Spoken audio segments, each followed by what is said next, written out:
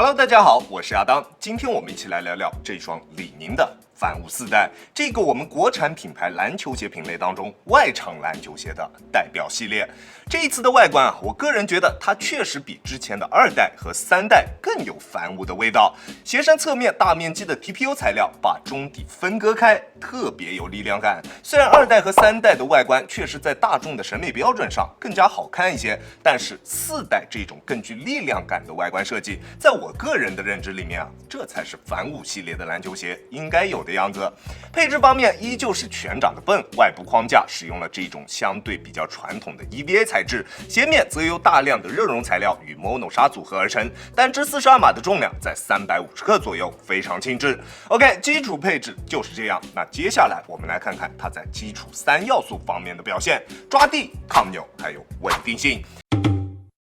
这一代的抓地比上一代提升了非常多，有不少兄弟啊都觉得帆舞3的抓地很好，但是其实它只是抓地的声音唬人罢了，它真实的抓地表现其实并不出色，在急停的时候总会出现比较明显的滑动，脚底下的感觉并不是特别直接。而这一代的帆舞在抓地方面的表现完全没有问题，像素化的大底纹路一直都是我个人比较喜欢的一种，它能提供给我们几乎360度各个方向的出色抓地，不管往哪个方向移动，脚底下都不会出现多余的滑动，在做急停动作的时候，脚底下不会出现明显的多余滑动，而且这种纹路的吸灰控制一般也都有比较不错的表现。在实战的过程中，只要场地上的灰尘不是特别多，就几乎不需要用手去擦鞋底。但是啊，它的耐磨表现我是不满意的。如果作为一双普通的实战鞋，它的耐磨表现并不会有什么问题，橡胶的硬度够硬，纹路的深度也不差。但是作为帆舞系列的篮球鞋，它的耐磨表现我并不是特别满意。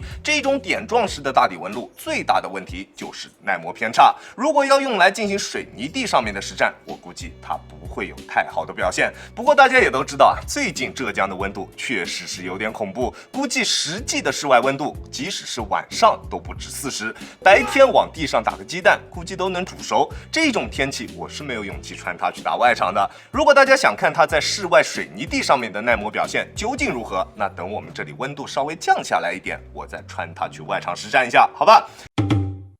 抗扭是这一双鞋身上争议最大的一个地方，有些人觉得它的强度完全不够用，右手可以直接把它进行对折，但是抗扭既然叫做抗扭，那肯定不是用这种弯折方式来进行测试的，抗扭转才是一双篮球鞋的强度是否够用的核心。在我这一段时间的测试下来，它确实会有强度方面的衰减，但是不至于出现像 Sabrina 2代一样整一双鞋散掉的情况。鞋身外侧的大面积 TPU 加上中底内部的支撑片确实硬度都不算特别的高，但是对于我们篮球爱好者来说绝对是够用的。它外包的 TPU 材料用的非常的聪明，在最核心的中足部位正好就是 TPU 材料和中底橡胶重合的一个位置，在这个位置处的抗扭转表现非常出色，也就是因为这个位置处出色的抗扭转，让这一双鞋不会有整一个鞋身松散的感觉，在对抗蹬地或者是侧向急停的时候，它的鞋身姿态并不会出现夸张的形变，而且在穿它打完球之后，双脚也并不会有特别疲惫的感觉。担心这一双鞋强度不够用的兄弟们，大可以放心，好吧？至于它这个轻松就能被弯折的中底，这反倒说明了这一双鞋没有任何的驾驭门槛，不管是谁去穿它都可以轻松驾驭。虽然它这一个自然弯折点确实略微有一点点的靠后，但是它前掌的中底刚性并不高，这种中底刚性没有那么高的篮球鞋我们不需要过多去在意它的自然弯折点，只要中足部位的刚性足够，就不会出现足弓部位的拉扯。反之，中底比较硬的鞋款，那它的自然弯折点就会比较重要。这一点我们参考之前的典型案例准者的 AR1 就能明白了。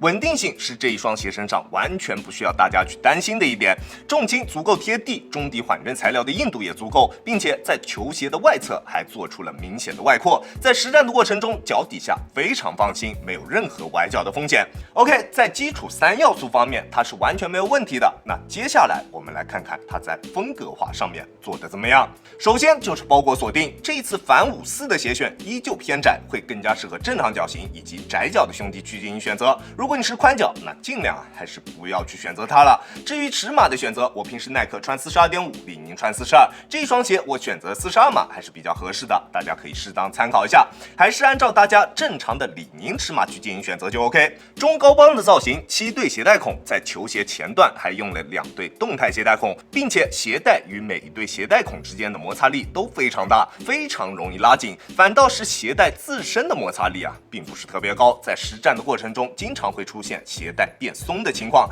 所以我建议大家在实战之前还是尽量系2个结，这样可以尽可能的避免关键时刻鞋带散掉的情况，好吧？球鞋最前端的这2对动态鞋带孔可以很好的调节球鞋前掌的包裹，并且调节的范围非常可观。拉紧鞋带之后，可以很好的锁住我们的前掌，在实战的过程中完全不会出现双脚在鞋内位移的情况，并且得益于它偏窄的鞋楦以及半掌内靴的使用，中段的锁定也非常出色，而且它的后跟港宝也能很好的夹住我们的跟骨。整双鞋不管是前中后哪一个部位，它的包裹和锁定都非常出色，鞋脚一体性非常棒。在拥有出色包裹锁定的同时，它的鞋面强度也同样非常高。这种由大量热熔材料与 mono 纱组成的鞋面，硬度非常可观，并且几乎不具备什么延展性。在球鞋外侧还有着大面积 TPU 材料的进一步加强，不管做什么动作，鞋面都可以很好的兜住我们的双脚，非常安心。而偏硬的鞋面材料，大家可能会担心它在舒适度方面是不是会存在什么问题？那这一点大家也不用担心，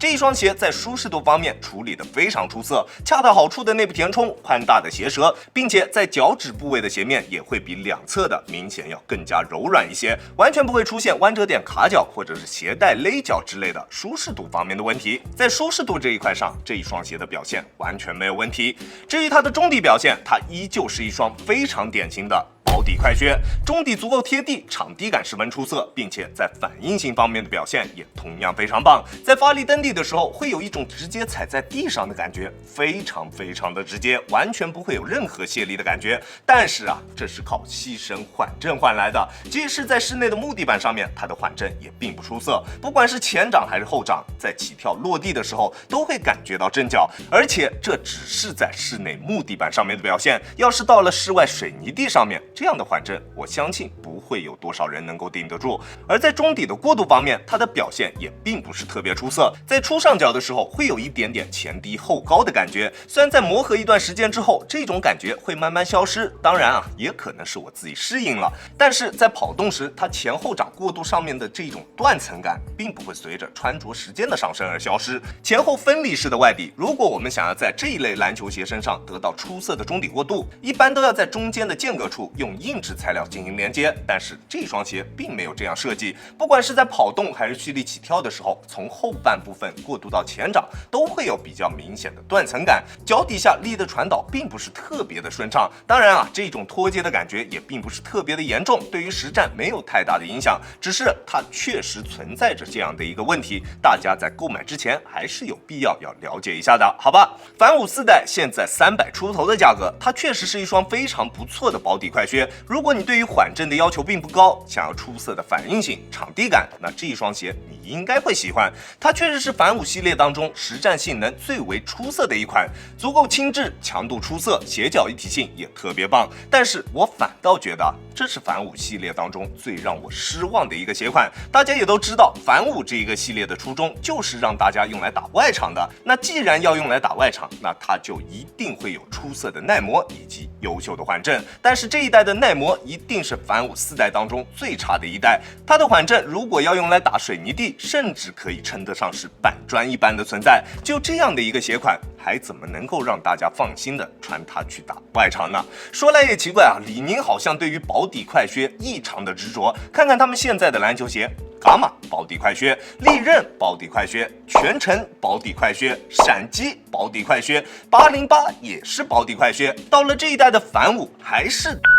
保底快靴，甚至连一向作为水桶鞋推出的预帅也在变得越来越薄。以前的闪击7在一众鞋款当中让我眼前一亮的原因，就是因为它是一双保底快靴，但是现在李宁所有的鞋款好像都是一个味道。你想要买一双缓震好一些的、均衡一些的篮球鞋，好像给我们的选择只有好几年前的那一双运帅14奔。李宁，你到底在想什么呢？款式是越出越多了，但是每一个系列的穿着体验都相差无几。以前别人问我怎么看待现在这一种公式化篮球鞋，我的回答是挺好的，起码大家买鞋的时候都不太会踩坑，你什么打法就选择对应的系列，就不太会有什么其他的问题。不同厚度的中底材料，不同密度的中底调教，能让品牌方很好的给篮球鞋进行分类。但是现在李宁哪一个系列的篮球鞋都变成了一个味道，在我看来这是一种对于消费者们的不负责任。希望李宁能尽快对于这个问题做出针对性的改进，并不是每一个人都需要这样的保底快靴，而且针对外厂的反5/4代也不应该是这样的一双保底快靴。